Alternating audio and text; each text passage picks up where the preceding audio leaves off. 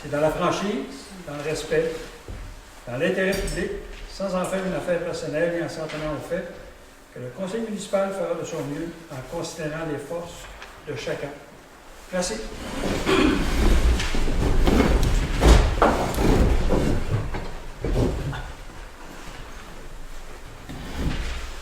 Après avoir constaté que l'avis de convocation a été faite conformément aux dispositions de l'article 156 du Code municipal du Québec et que l'avis public a été publié, le Conseil procède à la séance. La séance est ouverte à 19h30 sous la présidence de M. Yvon Bourassa. Mme Manuela Perron, directrice générale et greffière trésorière, agit à titre de secrétaire d'Assemblée. Je demande s'il y a des gens dans l'assistance qui procèdent à l'enregistrement de la séance et dans l'affirmative de s'identifier. Oui, Pierre Bugeaud. Je viens du missionnaire. Merci. Je vais vous lire l'ordre du jour. 1. Ouverture de l'Assemblée. 1.2. Adoption et l'ordre de l'ordre du jour en 2. Trésorerie. Plan triennal des immobilisations 2025, 2026 et 2027. Présentation et adoption. 2.1.1. Période de questions. Parole à l'Assemblée. 15 minutes. 2.2. Prévision budgétaire 2025. Présentation et adoption. En 2.2.1. Période de questions. Parole à l'Assemblée. 3. Autres sujets. 3.1. Levée de l'Assemblée.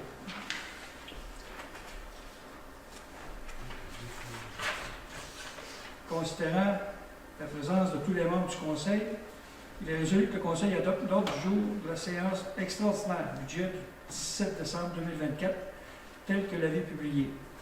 Proposeur. Nicolas. M. Nicolas Hamelin propose, appuyé par Oui. M. Yvan Hamelin. Vous êtes d'accord? D'accord. D'accord. Adopté. Plan triennal des immobilisations 2025, 2026, 2027. Présentation et adoption. Je vais demander à Mme Perron de faire la présentation du tableau du plan triennal d'immobilisation. On va faire la présentation du budget et du plan triennal d'immobilisation en même temps. Puis après ça, on va passer les points d'adoption pour voir les périodes de questions aussi qui vont suivre à chacun des points. Donc, le budget de fonctionnement pour 2025 a été établi à 5,2 millions.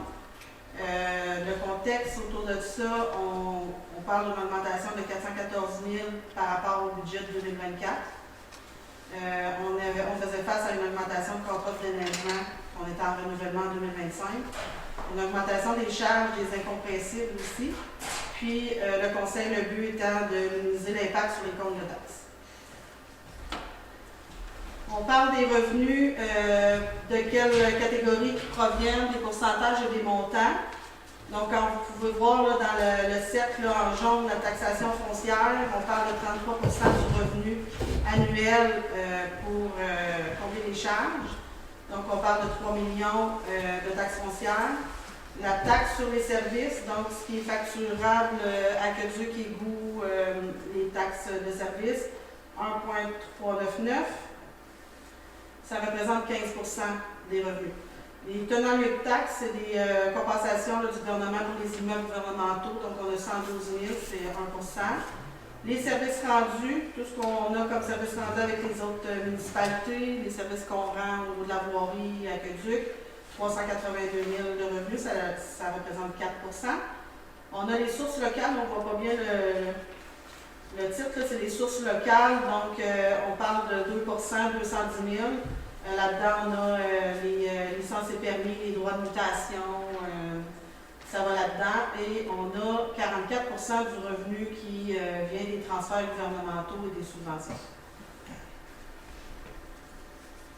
Au niveau des charges 2025, la proportion par département, donc administration, on a 910 000 qui représente 15% des charges de l'année.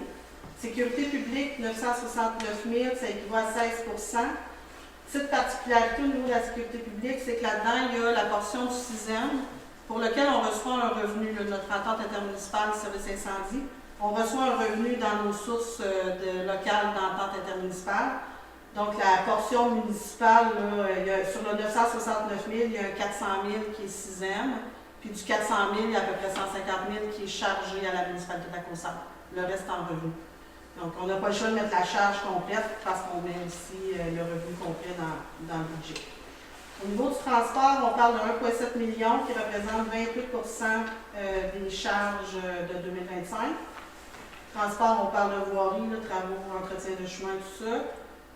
Hygiène du milieu, on parle des ordures, l'aqueduc, égout, tout ce qui entoure ça. 1,3 million, c'est 23 de les charges. Donc, transport et hygiène du milieu, un petit peu plus que la moitié de notre budget, nos charges passées. Aménagement et urbanisme, 213 000, on parle de 4 de notre budget. Loisirs et culture, tout ce qui entoure nos parcs, nos centres communautaires, nos salles, bibliothèques, 40 jours, maison des jeunes, tout ce qui entoure le loisir et la culture, 601 000, ça représente 10 du budget. Le service de la dette, c'est 4 pour 267 000, donc tous nos règlements d'emprunt, capital et intérêts chargés à la municipalité. En investissement, on en parle un petit peu plus tard de cette portion-là.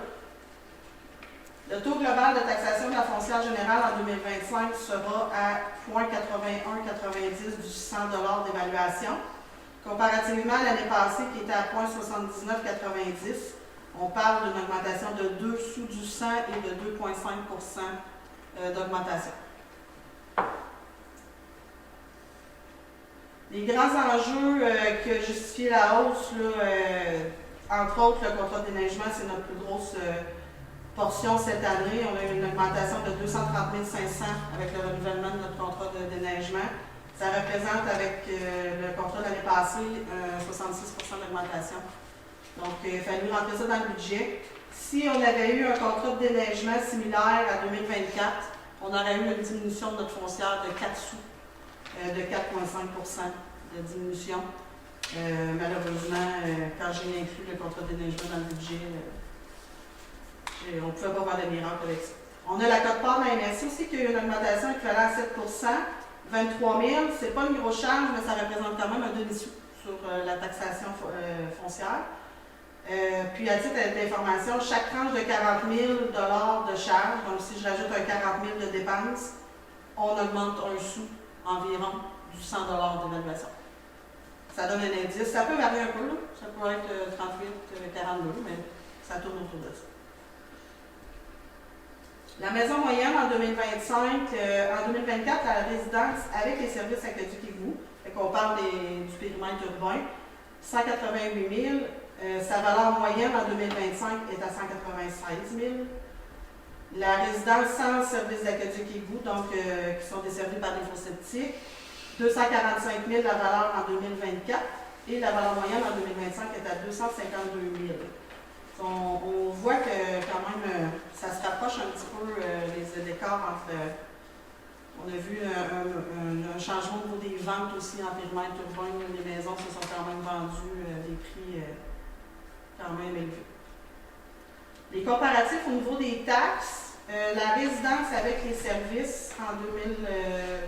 Oh, j'ai une petite coquille, là, c'est pas 2024 en haut, c'est 2025.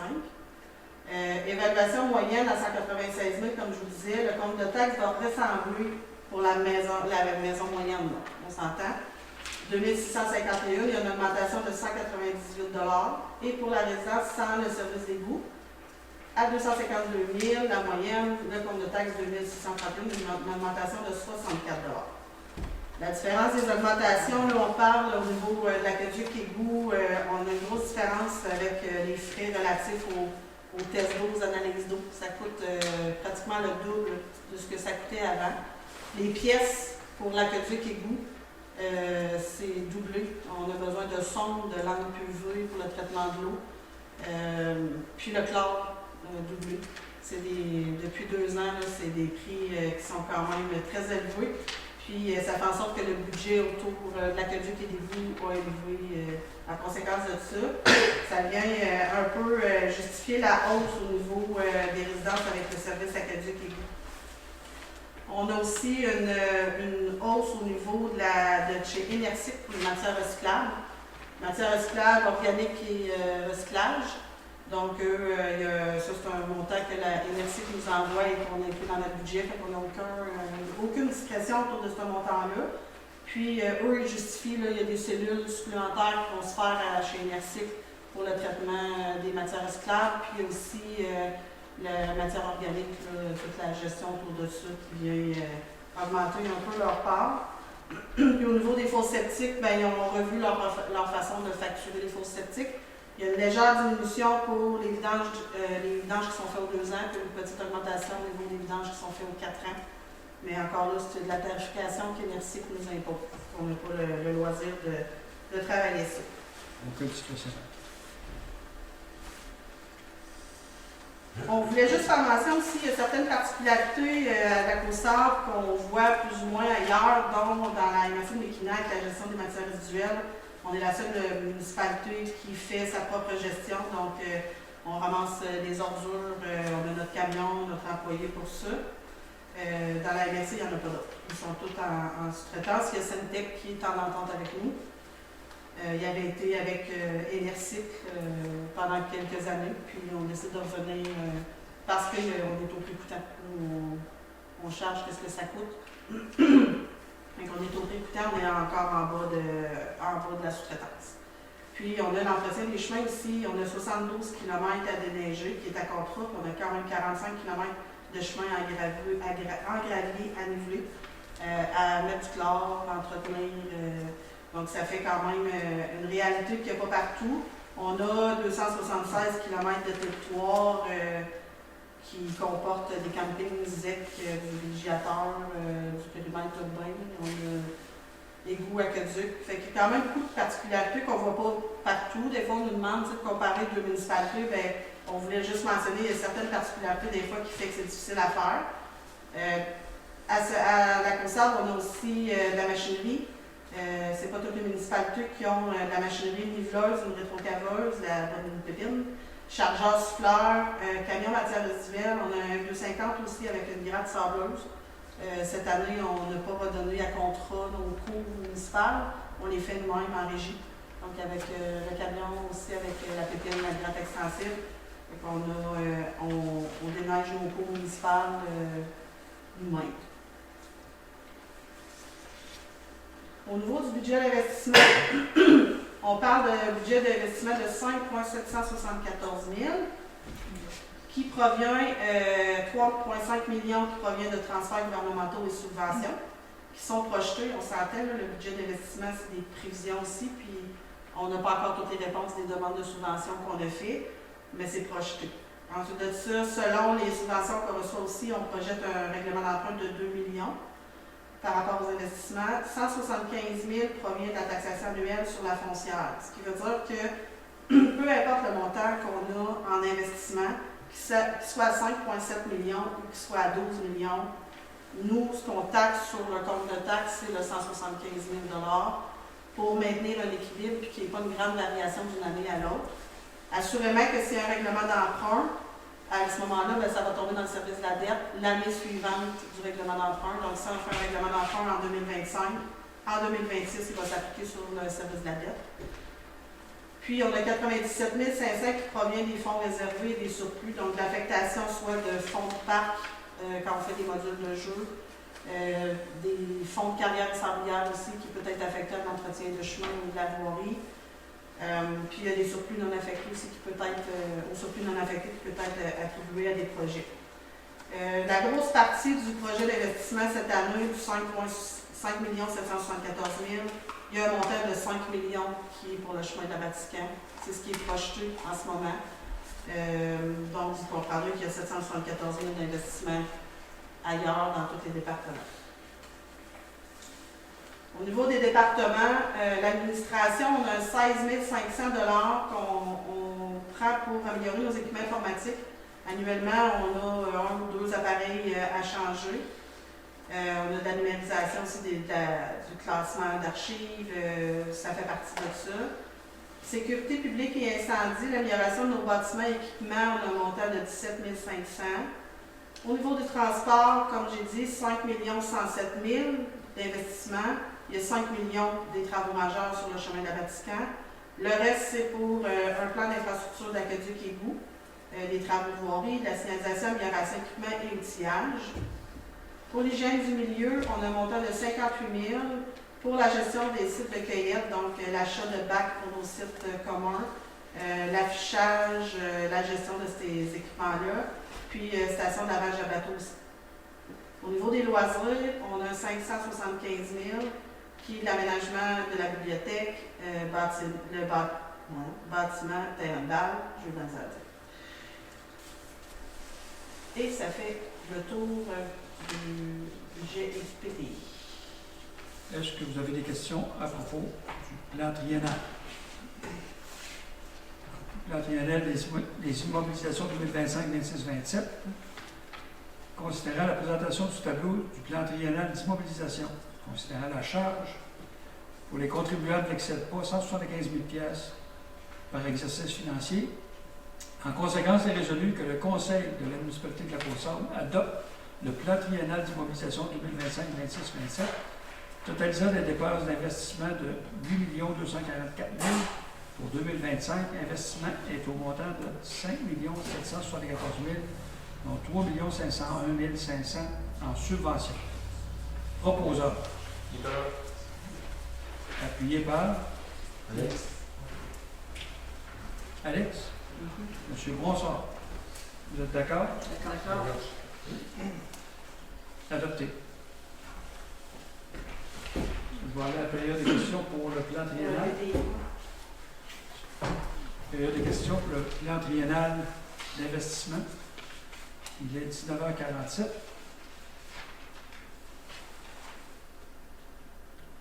Tu veux les loisirs, 375 000, parce que c'est majoritairement la bibliothèque. J'entends pas bien. Pour le 575 000, pour les loisirs, c'est principalement la bibliothèque ou autre chose dans...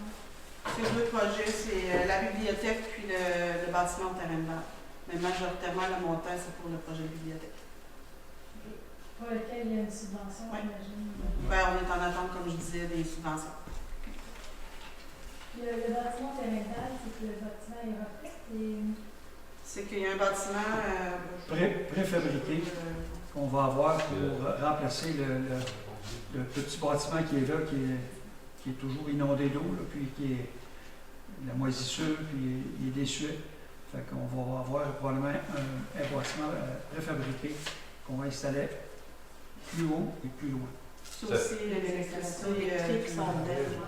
Hein? Ça fait quelques années que le bâtiment est condamné, qu'on n'a plus accès à ce bâtiment-là. Fait que Il y a l'électricité aussi qui est là-dedans. Là, fait que faut refaire le bâtiment pour le rendre sécuritaire aussi. Là, il est vraiment en train de tomber. Il va être à l'arrière du backstop. L'autre va être enlevé. Mais pour votre information, le bâtiment, on parle d'un projet de 25 000, subventionné à 16 500. La part municipale est à 4 000 $. Puis pour la bibliothèque, c'est un projet de 550 000, subventionné 440 000. Il y a une portion qui était affectée déjà par la location des jardins qui allait pour les rénovations. Puis il y a un 55 000 qui est à la charge de la municipalité. Monsieur Legault? Madame, vous parlez de 272 km entretenus. Non, non. Non. Non. On a un territoire de 276 km² OK. et on a de l'entretien pour 50. 72 km à déneiger et 45 km de chemin en gravier à recharger et à gratter. OK. Donc, M. Bourassa, si je comprends bien, je veux dire, les travaux qui sont effectués par la municipalité, c'est les terrains en gravier qui sont à être nivelés. Donc, on ne parle pas de chemin du lac de Moudin ou de la Payette, on parle des autres chemins, comme le chemin Saint-Péry, et ainsi de suite. Les chemins municipaux. Est-ce que vous parlez des investissements au PTI ou? Non, moi je parle de... Ben non, les questions, c'est pour le PTI en ce moment. Dans le PTI, en ce moment. Parce qu'on a fait les deux en même temps. Ouais. La dernière portion était sur le plan triennal d'investissement. Quand on a parlé du 5 774 000 budget d'investissement. On va vous revenir tout à l'heure pour votre question. La bibliothèque, c'est-tu nécessaire de la changer de place? Pour quelle raison, vous dites? On avait un projet de rénover la bibliothèque ici dans le sous-sol et puis installer un monte-personnes. Et puis, il y avait beaucoup on avait fait faire un estimé par les architectes. L'investissement qu'il y avait, on la gardait toujours dans un sous-sol. L'investissement qu'il y avait coûtait plus cher que l'achat de la bibliothèque. Quand Desjardins a décidé de vendre le bâtiment, on l'a eu pour un prix vraiment dérisoire, vraiment très très bas. Et puis, vu qu'on l'a acquéri, c'est sûr, on a regardé pour avoir des subventions pour l'amener à une bibliothèque selon les normes du réseau biblio. Et puis, il y a des subventions, comme Mme Perron disait tantôt, de 460 000, je pense, pour l'aménager en bibliothèque. Puis, elle ne serait plus dans un sous-sol, puis elle serait déjà, pour les personnes handicapées, il y aurait toutes les rampes et les accès pour les personnes... Les accès universels. Excusez-moi, à mobilité. OK. Fait que c'est pour ça que le Conseil a décidé d'acquérir ce bâtiment-là pour en faire une bibliothèque municipale.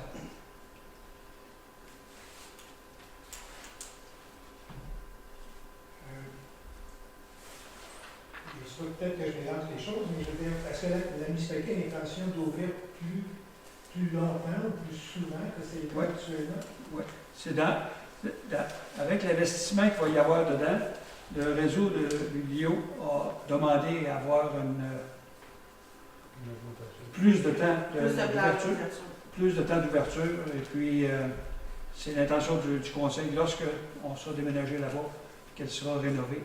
Il va y avoir plus de disponibilité, puis il va y avoir ça. Puis, moi, j'ai vu les préliminaires, les plans de ça, là, puis ça va être vraiment intéressant. Vraiment intéressant. Il va y avoir des pour places faire du pouce un petit peu, il n'y a pas de frais supplémentaires à l'ouverture des plages horaires d'une bibliothèque. C'est fait par des bénévoles. Donc, quand même qu'on est ouvert 30 heures semaine. Le guichet automatique va-t-il continuer de rester là où il est à cause que la bibliothèque va être à cet endroit-là?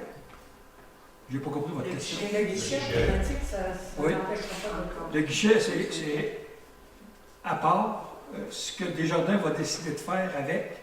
Nous, ils nous ont dit qu'ils le louaient pour les 5 prochaines années. Et puis, ça, c'était en anglais, c'est commitment, c'est l'engagement. L'engagement qu'il avait donné, qu'il le louait. Ça ne veut pas dire qu'ils vont le garder ouvert, ça veut dire qu'ils le louaient l'espace pour les 5 prochaines années. Nous, on espère que ça va être indéfiniment, parce qu'on a besoin d'un guichet automatique, au moins ça dans notre municipalité ici. Puis ça a été ce que le Conseil a. Et puis on a notre représentant ici, M. Hamelin, qui est notre représentant pour Desjardins, puis il a manifesté beaucoup l'intention de la municipalité de garder ce guichet. Ouais, non? Dit à Maurice, avez-vous des plans pour le sous-sol à la suite du déménagement? On va attendre quand on sera rendu là. On n'a rien de prévu en ce moment. OK. Mais dans le plan, il y avait quand même un peu...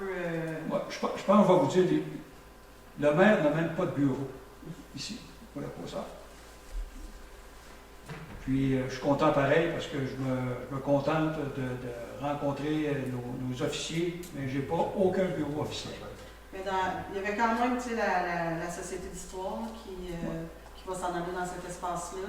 Puis dans l'espace projeté pour ne pas enlever de la superficie à la bibliothèque, c'était pas mal un endroit où on était pour aménager, mais avec déjà des choses qui existent à la caisse. Ils ont des paravents pour vraiment faire des bureaux fermés, mais avec des coulissants. Il y a quelque chose de prévu pour la Société d'histoire, puis leur archive aussi. Donc, quand même, fait qu'on va rester dans notre plan triennal. Si vous avez d'autres questions dans le plan triennal d'investissement? Si on n'a pas d'autres questions, il est 19h55.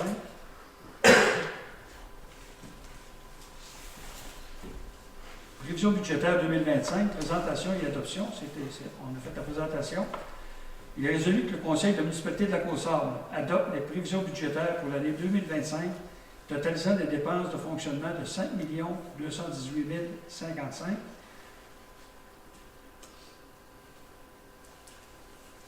Proposant. Neuf.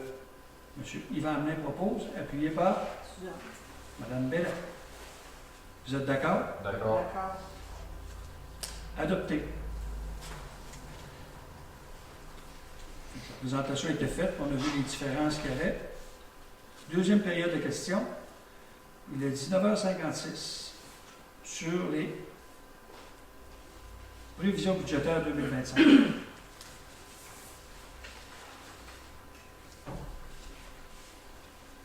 Allez-y.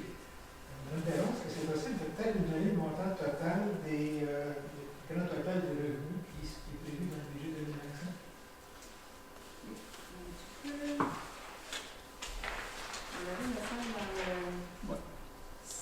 Les charges, les revenus.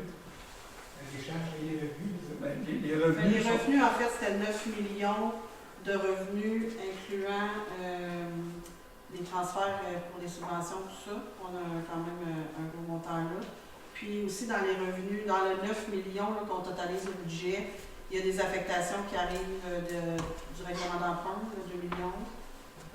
Donc, tu sais, c'est à peu près un 5 millions. Tu sais, les dépenses, charges et revenus, c'est égal.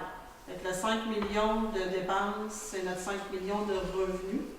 Mais tu sais, quand que je regarde mon document, parce que les documents qu'on présente normalement, papier, ils vont tous être sur le site Internet demain. Vous allez pouvoir le consulter. Le PowerPoint aussi va être là. Vous allez voir vraiment la totalité des revenus, comme le 9 millions, mais avec les affectations. Mais tantôt, c'était bien expliqué que la taxe foncière, qui compte 33 %, ce qui est pris dans la taxation, est de 3 16 437. C'est pas 9 millions qui est pris dans Non. c'est le revenu total, ça arrive avec les subventions, tous les revenus qu'on a avec les autres municipalités, avec taxes sur les services, les taxes tenant lieu de taxes, les services rendus, les sources locales, les transferts de subventions de 4 millions quasiment. Mais ce qui est pris dans la taxe foncière, qui est de 33 millions, pas 33 millions, c'est de 3 millions, 33 %, c'est ça qui est pris sur le compte de taxe. Bon, je comprends que tous les détails qu'on avait eu l'année passée, c'est vraiment complet, comme tous les postes au budget, ça va être sur le site de la municipalité. Oui, demain matin, ça va être là. Donc Le grand PTI aussi, là, le grand tableau d'investissement, ce document-là là, qui ressemblait à ça, là, avec tous les postes administratifs, là, on le présentait avec une pastille, mais tous les postes, vous allez les avoir avec les montants par département aussi. Puis vous allez aussi avoir le comparatif d'un compte de taxe avec la taxation, tout ça. Donc, je voulais en faire un résumé ce soir, une explication plus conviviale, donc au moins une liste de chiffres, mais vous allez avoir accès à tout ça là, sur le site Internet pour pouvoir... puis je suis toujours disponible pour répondre aux questions par la suite. Autre question? Un commentaire. Enfin, moi, je vais vous dire que c'est tout à fait apprécié la façon de les présenter. Ce qui serait peut-être intéressant, c'est de voir par rapport à 2024 versus 2025 le budget, c'est quoi les pourcentages d'augmentation, ce qui permet d'avoir peut-être un aperçu plus rapide, ce qui n'est pas le cas ce soir. Mais... Bon, on a 414 000 d'augmentation au budget de fonctionnement par rapport à 2024. Ça représentait une augmentation de 7 %.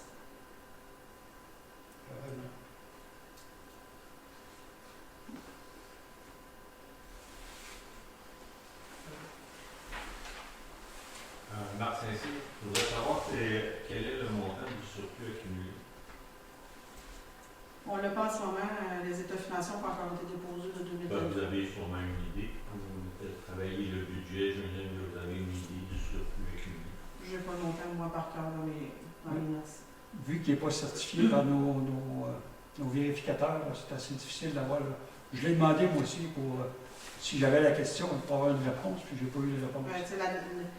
Le surplus, il frôlait le million aux derniers états financiers. C'est sûr que L'affectation pendant 2023, l'affectation des dépenses du budget de fonctionnement par rapport au sinistre qu'on a eu, c'est là qu'on ne sait pas l'écriture comptable qui va être présentée, elle va ressembler à quoi. Mais on a fait un règlement d'emprunt aussi qui était pour ces dépenses-là. Peut-être qu'en 2023, l'écriture va venir nous dire que le surplus a diminué, mais en 2024, avec le règlement d'emprunt, le surplus va revenir à son surplus normal. Ça tournait entre 900 quelques mille, pas loin du million de surplus. Et on va pouvoir le confirmer en janvier au dépôt des états financiers. Parce que pour avoir nos subventions, les redditions de comptes, ça a été assez long parce que les projets ont été retardés par les demandes de certificats d'autorisation. Et puis on n'a pas encore eu ces argents-là. C'est assez difficile de dire on va-tu l'avoir ou l'aura-tu pas. C'est pas nous autres, c'est pas des décisionnels au conseil municipal. Ça vient des provinciales. On n'a pas fait d'affectation au surplus non affecté non plus dans le plan triennal cette année. Donc, on ne touchera pas au surplus. Tout à l'heure, tu as fait référence par rapport aux autres municipalités, donc on pas comme nous, comme plus de sous-contrats que nous, on fait un peu tout. Est-ce qu'à chaque année, vous revoyez un petit peu si c'est plus c'est mieux d'avoir des sous-traitants versus de tout faire nous-mêmes? Parce que je pense qu'il y a beaucoup d'immobilisation, beaucoup de la nébuleuse, c'est d'entretien, c'est des réparations, c'est du personnel employé. On fait à chaque année, on fait une reddition au niveau du ministère du Transport pour tout ce qui est d'entretien de nos chemins. Puis on se doit de faire le calcul de notre taux horaire, de notre balai, de notre nébuleuse, de notre pépine. Puis on est toujours en bas parce qu'on y va tout le temps un petit peu en sous-traitance pareil dans certains contrats. Puis on est toujours en bas du taux que le sous-traitant nous charge. Ça nous est arrivé quelques fois cette année d'avoir soit des bris de machinerie ou des gens en vacances. On n'avait pas le personnel nécessaire pour opérer. Et puis on a fait sous-contracter. Et puis il a fallu y aller la pédale douce. C'était pas mal plus cher que si c'était nous autres qui l'opéraient, qui faisaient les travaux. On essaie de donner le meilleur service à nos citoyens. Puis, comme je l'ai dit tantôt, on a 45 km. Puis sur matière résiduelle, on avait 5-6 plaintes par semaine quand c'était le contracteur. Puis tu n'as pas machinerie quand tu veux non plus. C'est quand lui est disponible. Oui. Il y a beaucoup d'avantages, mais effectivement, le coût à l'heure est fait à chaque année. Puis on s'assure de toujours rester. L'année où le conseil en place avait décidé d'aller vers l'achat d'une nébuleuuse, c'est que ça faisait un bon 5 ans qu'ils évaluaient qu'est-ce que ça coûtait à chaque année. Ils sont arrivés au point où c'était kiff-kiff, là. Que c'était d'avoir notre propre niveleuse et de le faire quand on en avait besoin, ben on arrivait au même parce que ça avait tellement augmenté. Aujourd'hui, on est loin de ce que ça charge la niveleuse. Là. Ça sort à 250 pièces de l'heure. C'est pas nous autres, ça coûte pas ça. Même la cueillette des ordures. Ouais. Puis la cueillette des ordures, il ne faut pas oublier qu'il y a un fonds en plus qui se prend pour le prochain camion qui va être à changer. Parce que le nouveau camion qu'on a pris, on avait déjà eu un fonds pour payer, donc le camion a coûté pas le prix de Ouais. Le prix de On avait une différence d'au moins 40 000 par année, comparativement au contracteur. Dernière question, quelle est le montant qui est versé par la municipalité de Saint-Ex comme code-part au niveau pour l'utilisation Pour les matières résiduelles? Oui. 80 000. 80 000. Puis, quel est le montant qui est versé par Montauban et Rivière-la-Pierre, c'est-à-dire au niveau des sixièmes, comme code-part de gouvernement? C'est, à mon souvenir, là, ça serait par cœur, là. On est autour de 250 000 à peu près. Alors, alors, on est dedans, mais je vous permets de poser certaines questions. Le sixième, c'est un entente de combien d'années comme tel? Parce que service des incendies, c'est quand même un montant important. Et si ça en est dans 2024, je n'ai pas les chiffres pour cette année, j'imagine que ça a augmenté. C'est un entente de combien de temps? 3 ans? Dans le fond, on avait une entente intermunicipale qui était avec une subvention, le volet 4. Puis ça, c'était sur 3 ans, ce projet-là, avec la subvention. On est à notre dernière année du projet de 3 ans. mais c'est renouvelable. L'entente qu'on a est prévue à être renouvelable annuellement, à moins qu'une des municipalités se désiste, qui ne veulent plus faire partie de l'entente. Mais l'entente 6e est quand même avantageuse pour les 3 municipalités. Là. Mais c'est ça. Là, ça va être renouvelable. Elle était pour 3 ans et maintenant, elle va être renouvelable annuellement. Le but de cette entente-là était d'avoir des pompiers à temps plein. Puis c'était surtout sur la prévention des risques faibles, les maisons domiciliaires. Puis, dans notre schéma de couverture de risque incendie à la MRC, on n'était pas en avance là-dessus. Puis en ce moment, on a repris à niveau. Et puis, ça va très bien avec les gens qu'on a en ce moment. Fait que c'était pour avoir la prévention incendie des risques faibles, qui était c'était un des considérants qui nous a aidé à avoir cette subvention-là. C'est aussi des choses qui sont imposées par le ministère de la Sécurité publique. Donc, les inspections à domicile, on est obligé de les faire. Puis avec des pompiers volontaires, bien on dit, c'est volontaire. Puis souvent, c'était les fins de semaine qui pouvaient, mais ils ne voulaient pas tout sacrifier. C'est difficile d'avoir des gens pour faire de la prévention. Puis le ministère, bien, c'est sûr qu'ils veulent qu'on le fasse. Là, nous, depuis qu'on a cette entente-là, puis qu'on a des temps pleins, on atteint nos objectifs et on dépasse nos objectifs annuellement sur la prévention à domicile. Donc, on répond au schéma de couverture de risque. Donc, l'employé qui est en prévention incendie, elle fait ça à temps plein? La TPI, la préventionniste, elle, c'est du moyen et risque élevé. C'est le commercial. Elle est à un niveau un peu plus élevé pour les risques. Puis, les pompiers qui sont en plein, on a 2 pompiers en plein dans l'entente 6e. C'est dans les 3 municipalités, eux font le domicile. Fait que c'est les risques faibles. Fait que c'est vraiment le résidentiel. C'est une partie de leur travail. Ouais, c'est pas 100% de travail, c'est une grande partie de leur travail. Donc, le TPI, elle a combien? Elle est à temps plein? Oui. Et elle a combien environ de sites? Oui. C'est les 3, sur les 3 municipalités, je ne peux pas vous donner la totale, là, mais on peut, Mme Perron pourra vous donner une réponse. On s'entend, mettons, comme juste à la Côte-Sable, on a Piano, on a l'épicerie, on a le garage Champagne, les garages automobiles, les résidences, l'école, les garderies. Elle fait de la prévention aussi dans les garderies. LEG, les 2 résidents. Les résidents. C'est quand même, il y a quand même beaucoup. Ce qui exige le ministère de la Sécurité publique, on s'entend, c'est pas juste la visite, hein, c'est le rapport qui vient avec. Fait que c'est très, très touché. C'est vraiment une brique de réglementation qui n'est pas nécessairement juste la réglementation municipale au niveau d'incendie. C'est aussi les normes du ministère. C'est quand même assez délicat, moyen et risque élevé. C'est du beau travail qu'on a commencé quand même avant cette entente-là, parce que avant cette entente-là, il y avait une autre entente en place avec un préventionniste qui était obligatoire. Le ministère venait aussi nous l'imposer d'avoir un préventionniste dans nos services incendie. Les municipalités de la Côte-Sable des Notes n'avaient pas le moyen d'avoir un préventionniste à temps plein dans chacune de leurs municipalités.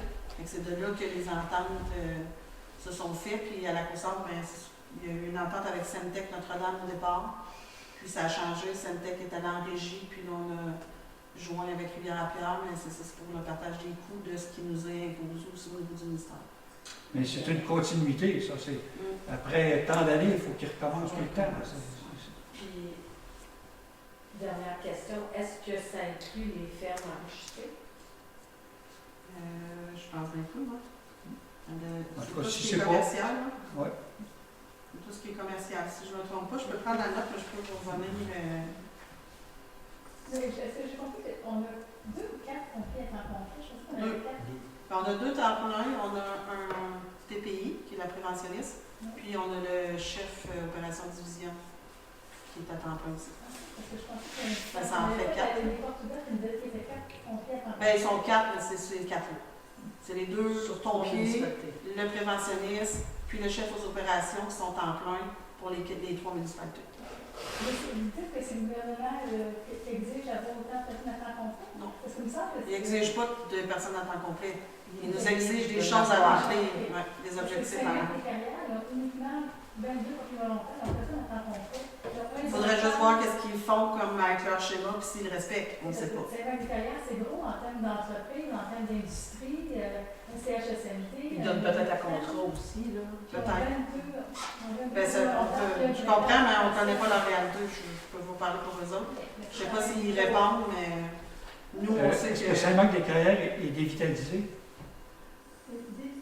Dévitalisé? Je suis pas sûre de comprendre. Ben, nous, les municipalités dont on parle, la MRC ici, la MRC de Miquelon est dévitalisée. Ça veut dire qu'on ne fait pas assez de bébés. C'est ça. Ben, c'est Population. Non, mais Il y en a que ça sait. dévitalisé, ça veut dire qu'on n'est pas. On ne fait pas assez de bébés. On est en décroissance. C'est ça. Pas nécessairement. Il y a plus de mentalité que de naissance. Je ne dis pas qu'on n'essaye pas. Là. La population est en croissance, On va causer d'autres. pas à cause de Bon. bébés. Bon, mais en tout cas, nous, on a accès au volet 4 du ministère pour avoir de l'aide pour les situations comme on a. À cause de cette situation. C'est ça. Ouais. Et c'est, Pour répondre, si on est en croissance, depuis 3-4 ans, je dirais qu'on a peut-être une cinquantaine de personnes de plus pour la population. Pas cinquantaine depuis 3-4 ans. On est une cinquantaine de plus. mais Ah. il ne faut pas oublier qu'on a Notre-Dame et Rivière-Bière dans notre. Non, mais pour notre population à la Coursante, Oh, oui. on est rendu à 1400. On va rester dans notre questionnement de budget. Allez-y, monsieur. Avec une petite question, Pierre Peugeot, c'est un petit peu en relation à la demande que vous avez faite en termes de la flotte, tout ça, parce qu'on a de la belle machinerie, la municipalité. Dans vos optiques, parce que je faisais une demande, voir l'utilisation que vous en faites, sa disponibilité, ainsi de suite, y a-tu des fois une façon qu'on pourrait aller chercher des revenus additionnels de ces bels équipements-là que d'autres municipalités ne peuvent pas se payer, que nous, on se paye pour aller chercher un revenu? Même chose que peut-être découlant de ça, je regardais la dernière année, vous parliez, on a un beau F250 avec une grappe comme sableuse. On a-tu un équipement qui est dédié à fonctionner 5-6 mois par année, le restant de l'année, on le convertit pour en faire une autre utilisation aussi? Bon, oui, on le déshabille, on l'habille l'automne pour l'hiver, là, pour le déneigement, mais l'été, la sableuse est enlevée, puis la grade en avant est enlevée, puis on s'en sert comme véhicule. Pour tirer les gros trailers. Juste aller chercher la. Là, on peut quand même, on peut suivre religieusement sa disponibilité, son utilisation, et ainsi de suite. Voir que tu Juste vous donner l'information, on a le balai mécanique, on avait déjà parlé une année, ce sont des rappels de balayage des rues à Sanitech ou à Notre-Dame, ou peu importe, peut-être qu'on en a parlé, ça nous donne quoi? Plus qu'on va le faire marcher, puis pas un balai qui est récent, c'est un investissement de 15 000 $, ça fait 10 ans qu'il marche, puis lui, il nous rapporte, juste en nettoyage de rue, je ne sais pas comment ça nous coûtait par année. Mais c'est parce que si on le fait marcher ailleurs, l'usure, l'employé, on le perd, on ne peut pas le prêter, fait que c'est toutes des... Mais la matière résiduelle, Si tu prends un engagement Il y ailleurs, a des choses qu'on a pensées, comme la nébuleuse, on a pensé de peut-être aller les chemins ailleurs, et ainsi de suite. C'est que là, il faut que tu le transportes là-bas, tu fais 20-25 000 des fois, puis toutes les Mais problématiques. en entente intermunicipale, si on a le camion de matière résiduelle, que lui, on vient quand même partager les coûts. C'est intéressant parce que dans la facturation qu'on fait à Sanitech, on inclut la dette du camion, fait qu'il en paye une partie, puis on inclut aussi une partie de la réserve qu'on fait pour le prochain camion. Donc, il contribue à payer notre dette et à accumuler pour le prochain. C'est quand même intéressant d'avoir une entente comme ça. On l'a aussi avec l'eau. On a un camion, un F-150, qui est dédié pour la gestion de l'eau. Ce camion-là fait partie de notre entente avec Notre-Dame, puis il est à 50-50. On ne l'a pas assumé à 100% les frais. Puis les frais d'entretien de ça, il est aussi partagé avec C'est Notre-Dame. chose courante que vous regardez tous ces genres d'équipements-là, comment est-ce qu'on peut le maximiser. mais comme ce camion-là qui parle, lui aussi, il a été dans un programme spécial pour des ententes intermunicipales. Il a été subventionné, pas à 100%, mais une bonne subvention. Comme le chargeur aussi avec la soucousse pour déneiger les trottoirs, on l'a étudié longtemps, ça coûtait vraiment cher de le faire, puis l'équipement n'était pas adéquat. Fait que ça aussi, le petit odeur sert à ce l'hiver, mais l'été sert aussi à d'autres choses. Autre question sur les prévisions budgétaires, monsieur? Vous avez mentionné tout à l'heure que c'était sur 3 à 5 ans, peut-être 50 citoyens de plus dans la population. Ça, c'est ce que vous considérez, par exemple, avec des citoyens permanents ou c'est le nombre de payeurs de taxes? Ça, c'est la donnée qui est donnée par Statistique Canada, au Recensement Canada. C'est ceux qui ont leur adresse électorale ici. C'est ça. C'est là-dessus qu'on est basé, nous, pour la population de municipalité du Québec. Sur les adresses résidentielles et tout, la course. Autant nos subventions nous demandent c'est quoi notre population. Exemple, le ministère de la Sécurité publique, il se base sur notre population pour le pourcentage qui est attribué à la subvention. C'est vraiment celle-là qui est déterminée, mais c'est ça, c'est des adresses permanentes. On sentait qu'il y en a qui sont ici. On sait qu'on double la population, sinon plus l'été. Quand il y a plus de gens au chalet, les campings qui sont saisonniers, nous aussi. Mais on double les plus. Mais budget. On va rester au budget. Par rapport au budget, c'est ça, dans le fond, c'est que vous considérez l'enveloppe budgétaire à partir des taxes élevées, peu importe les gens sur la tente ou pas. Est-ce que vous avez eu une augmentation des revenus potentiels au cours des dernières années, eu égard au développement qui n'ont eu du territoire? L'augmentation de la richesse foncière? Oui. Oui, quand même, elle est importante. Si on parle entre le rôle, il est venu, on s'en souvient. Le rôle, il a quand même popé on était pas loin du 30 si je me trompe bien. Je ne me trompe pas. Mais on parle entre 2024 et 2025, la richesse foncière est de 39 millions de plus. C'est sûr que la valeur foncière, c'est influencé par la vente, par les rénaux, ça arrive de l'évaluateur de la MRC. Il y a quand même eu 39 millions. On s'entend que les 39 millions, c'est pas 2 millions de revenus. Non, mais je cherche à comparer l'augmentation des revenus en taxes. La richesse foncière aussi, ce qui arrive, c'est quand elle augmente, tout ce qui est basé sur la richesse foncière augmente aussi. Les codes-parts de la MRC, la cote-part de la sécurité publique, la SQ, la cote-part chez NERCIC, les codes-parts, puis il y a beaucoup de choses qui est chargées à la municipalité selon sa richesse foncière. Et quand la richesse foncière augmente, on sait qu'il y a beaucoup de choses qui vont augmenter aussi dans nos charges par rapport à ça. Fait que, le montant net au bout, il faut le considérer aussi, la dépense qui vient. Il est proportionnel. Yvon, si je peux mentionner que on parle ici qu'on a une entente avec pour la régie des Sans-Îles, Notre-Dame puis Rivière-à-Pierre. Puis le pourquoi qu'on n'a pas adhéré avec Saint-Tite et compagnie, c'est que c'était aussi avec notre taux d'évaluation. Fait que on aurait payé pour d'autres municipalités se rendre avec la régie. On aurait pris une bonne portion de la tarte. Oui, c'est ça, exactement. Fait que pour nous, c'est plus rentable d'être en régie ici que d'aller avec l'équipe. En regroupement. En regroupement ici. On aurait placé nos camions. Est-ce que je me trompe si j'affirme la chose suivante? Au niveau des compensations que tu as enlevé de la taxe, donc dans le fond, c'est de l'argent qui est versé par le gouvernement pour différents services. Le programme d'évolution, le produit c'est assez stagnant depuis. Oui, eux autres, ils se fient sur. C'est pas la richesse foncière des autres. Les autres, ils ne se fient pas là-dessus, ils se fient sur nos états financiers. C'est avec nos états financiers qui font des calculs scientifiques. Puis c'est pas évident. J'essaie de faire la roue, là, mais c'est pas évident, mais ça bouge pas. C'est très stable. Les autres, l'évaluation foncière, ça ne change pas de grand-chose. C'est beau? Dernière question? Pour le rentrée de taxation, vous avez dit qu'il y avait eu une cinquantaine de résidents permanents qui sont arrivés dans les dernières années. Mais combien de nouvelles constructions qui vont apporter des taxes? Mais annuellement, là, c'est variable entre 20 et 25 constructions. Toutes confondues. Ça peut être un garage. Oui, c'est ça. Des résidences principales, là, ça peut être Moi, je pense petit chalet, que des maisons. chalet, maison. Ouais. Nouvelle, chalet. Ouais.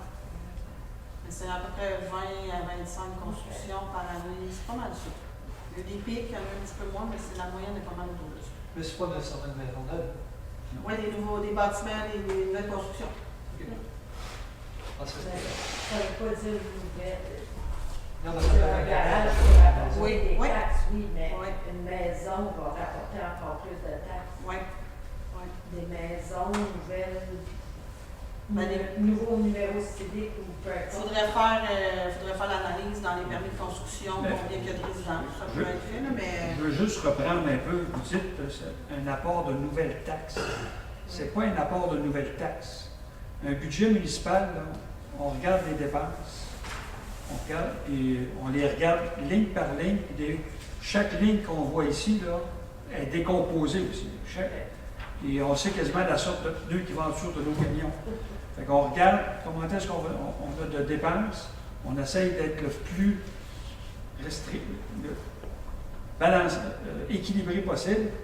Puis quand on arrive à la fin, on regarde la richesse foncière et on divise ça par le centre d'évaluation. Puis comment est-ce qu'il y en aurait eu 20 de plus ou non 60 de plus, ça n'en fait pas plus. C'est juste réparti. Ça se répartit avec l'ensemble. Il y a juste dans l'année que ça se passe, mettons, j'en donne 15, 20 de plus, on va peut-être avoir un petit surplus. C'est là qu'on va avoir un surplus dans l'année. Mais c'est pas, on ne peut pas le calculer, on ne sait pas comment est-ce qu'il va en avoir dans l'année. Quand il y a un surplus, l'année d'ensuite, on reprend ce surplus-là, et on le remet. Et cette année, C'est on sûr a que eu quand quoi? on fait le budget, on fait le budget sur la richesse foncière à jour de décembre. Donc, c'est la richesse foncière avec laquelle on va travailler en début d'année. C'est sûr qu'il va y avoir une augmentation ou des évaluations qui vont. Mais des fois, on reçoit des mises à jour de la MRC. Puis des fois, c'est à la base qu'on a parce qu'il y a des démolitions, il y a des changements d'usage. C'est ça qu'il faut Même comprendre. les Est-ce que ça évaluations, fonctionne? des fois, là, dans les mises à jour, des fois, c'est une augmentation.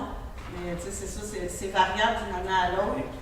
Mais là, 2025, on s'en va vers le nouveau rôle 2026. Fait qu'en 2025, ils vont travailler là-dessus.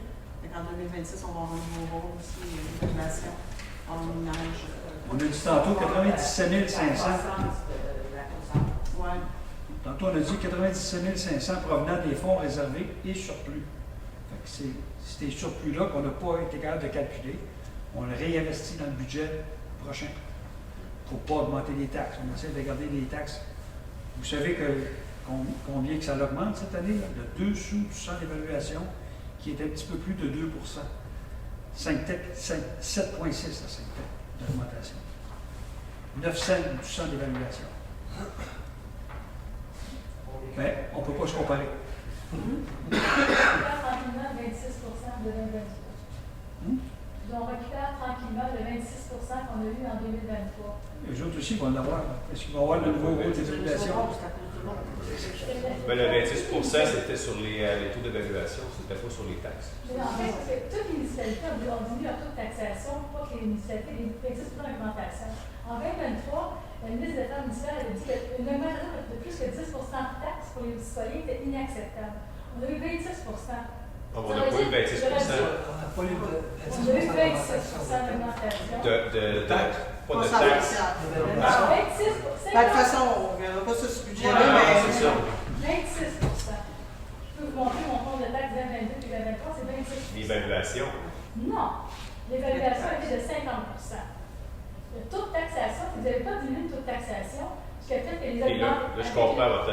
Mais c'est parce que tout le monde a des augmentations importantes, de l'ordre de 20-25 À ce moment-là, Saint-Tech avait 7 d'augmentation. Oui, on récupère, mais dites-nous pas qu'on n'a pas Mais au final, 26% au final, quand on fait le budget, nous, on met les budgets qui sont nécessaires pour faire l'entretien et le fonctionnement qu'on a, puis on y va avec la richesse foncière. T'sais, on n'invente pas des dépenses, je le dis tout le temps, on n'invente pas des dépenses, on n'invente pas des revenus. On fait notre gros possible, puis on était plus élevé que ça, là. Puis, tu sais, j'étais contente quand je faisais le budget parce que je voyais que j'ajustais toutes mes affaires puis je serais à la baisse, mais je jouais à l'autruche un peu parce que je ne touchais pas à mon contrat de déneigement.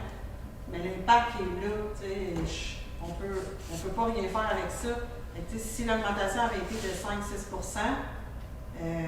à cause de ça, c'est soit on coupait dans les services, il y a des choix qu'il faut qu'ils soient faits autour de la table.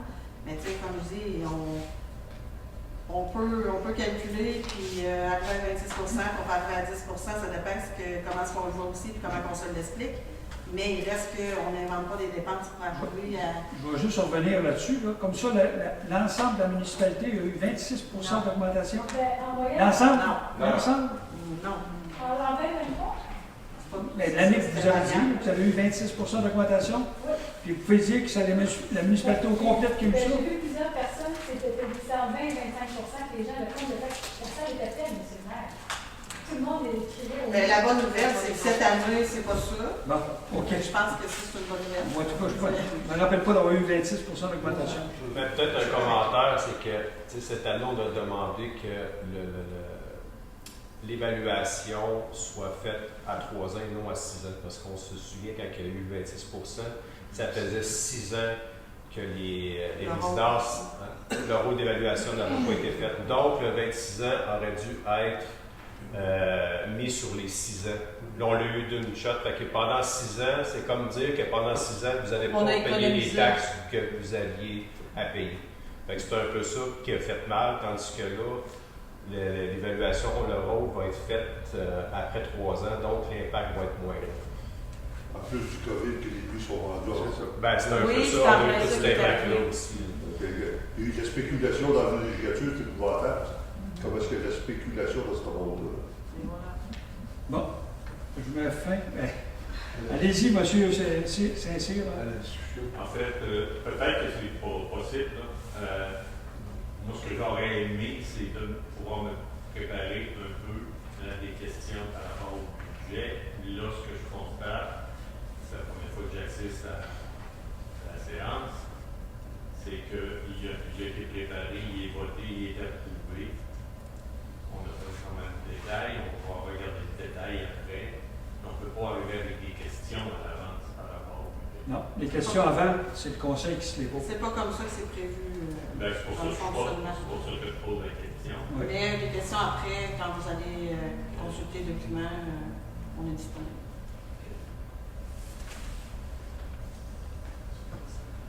« 20h28.